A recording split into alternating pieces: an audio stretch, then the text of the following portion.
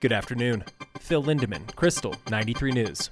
Would-be car thieves are in Summit County Jail today, 5 days after a late-night argument at a Keystone motel. A 25-year-old woman was reportedly arguing with a 31-year-old man early last Friday at Three Peaks Lodge. The man stormed off, and the woman was busted with a white panel van stolen in Nebraska. On the van were Colorado plates, stolen from the town of Crook. She gave deputies an alias, one of several she uses. A few hours later, the man was caught walking down US 6. Both are now charged with felony car theft and more. The case against Miles Tovar is inching closer to jury trial. Attorneys were in court today arguing evidence, motive, and process. Tovar is accused of killing a roommate with a chokehold during a drunken fight. If Tovar does go to trial, it seems he will claim self-defense. Appearing in Summit County Court right now is Jesus Gutierrez Sanchez, the Dillon man accused of hitting and killing a road cyclist on Highway 9 north of Silverthorne. Gutierrez Sanchez has pleaded not guilty. At the time, he did cooperate with authorities. In Evergreen, a woman was just sentenced to 20 years in prison for a hit and run she admitted to. That incident left one cyclist in a wheelchair.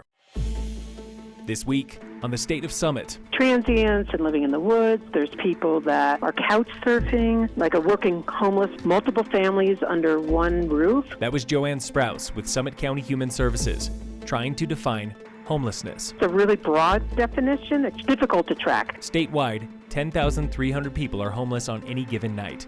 That's 17 out of every 10,000 people sleeping in tents, cars, motels, and on floors.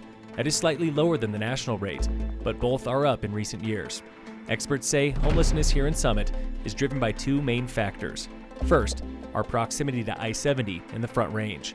District Ranger Adam Bianchi. For those that are living in national forest, it's not a new thing. These transient campers will live in the woods for weeks or months at a time. Oftentimes, when people are living on the forest, it's convenient to live close to water. What that does, though, it causes issues a lot of times, human waste issues, water quality. This is illegal on Forest Service property, where your stay is limited to 14 days. But then there's the recreation piece behind it. And, all of our trailheads are busy. And if somebody is living at the trailhead, it takes away that opportunity for someone else that truly does want to spend time on the national forest. Forest rangers prefer to talk with these folks first, not arrest them. But sometimes a ticket is unavoidable. Summit Sheriff Jamie Fitzsimons. We're usually drawn there because a crime has occurred, domestic violence, someone has been threatened by someone living in a camp, a hiker has been threatened along a trail by someone living in a camp. The second factor driving homelessness, particularly in mountain resort towns, is cost of living. There's a huge homeless population out there that lives close to the town trails because they do have 9-to-5 jobs. They are coming into the rec centers and taking showers. Summit has some services for these folks, like the FERC Food Bank and Unsheltered in Summit Car Living Program.